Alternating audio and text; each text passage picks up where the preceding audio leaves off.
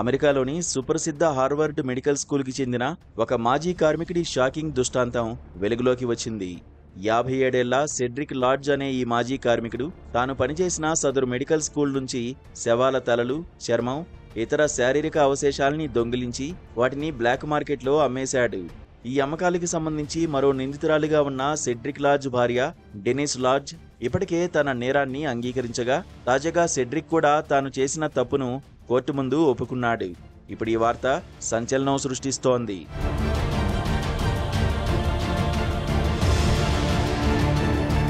Cedric LADS అనే వ్యక్తి Harvard medical school మార్చురీలో మేనేజర్గా పనిచేసేవాడు. ఆ సమయంలో సదరు విద్యా సంస్థకు వైద్య పరిశోధనల నిమిత్తం డోనర్లు ఇచ్చిన మృతదేహాలు వచ్చేవి. డబ్బుల కోసం ఆశపడ్డ సెడ్రిక్ మానవ తలలు, మెదళ్ళు, చర్మం, చేతులు, ముఖాలు ఇలా పార్టులుగా అవయవాలను దొంగిలించి బ్లాక్ మార్కెట్లో విక్రయించేవాడు. అవశేషాలను మొదట తన ఇంటికి తరలించేవాడు. అతను, అతని భార్య డెనిస్ లాడ్జ్ ఆ శరీర భాగాలను రాష్ట్ర సరిహద్దుల్లోని కొనుగోలుదారులకు విక్రయించేవారు. కొన్నిసార్లు వాటిని నేరుగా రవాణా చేసేవారు. లేదంటే కొనుగోలుదారులు వాళ్ల ఇంటికి వచ్చి శరీర అవశేషాల్ని పట్టుకెళ్లేవారు. కొన్ని ప్రత్యేక సందర్భాల్లో మార్చురీ దగ్గరే బాడీ పార్ట్స్ ఇచ్చేసేవాడు. ఈ అక్రమ రవాణా network Massachusetts, new Hampshire, Pennsylvania అంతటా విస్తరించి ఉంది.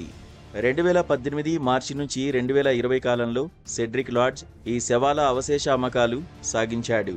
పెన్సిల్వేనియాలోని డెనిస్ అనే వ్యక్తి లాడ్జ్కు 3 ఏళ్లలో శరీర అవశేషాలు కొనుక్కున్నందుకు గాను దాదాపు 32 లక్షల రూపాయలు చెల్లించాడు. పేపాల్ ద్వారా చెల్లింపులు జరిపాడు. చెల్లింపులకు గుర్తుగా హెడ్ నెంబర్ 7 లాంటి వంటి గుర్తులు పెట్టుకున్నాడు.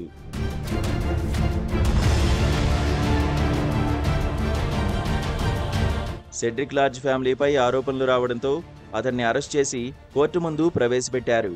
పెన్సిల్వేనియాలోని ఫెడరల్ కోర్టు ముందు ఎట్టకేలకు సెడ్రిక్ లాడ్జ్ తన నేరాన్ని ఒప్పుకున్నాడు. వైద్య పరిశోధన, విద్య కోసం హార్వర్డ్కు విరాళంగా ఇచ్చిన శవాల నుండి దొంగిలించిన మానవ అవశేషాలను అంతర్రాష్ట్ర రవాణా ద్వారా అమ్మినట్టు అంగీకరించాడు. ఈ నేరానికి గాను సెడ్రిక్ లాడ్జ్ ఇప్పుడు గరిష్టంగా 10 సంవత్సరాల ఫెడరల్ జైలు శిక్ష అనుభవించడమే కాకుండా జరిమానా సైతం కట్టాల్సి ఉంటుంది. ఈ కేసులో ఇంకా చాలా మందిపై అభియోగాలు ఉన్నాయి.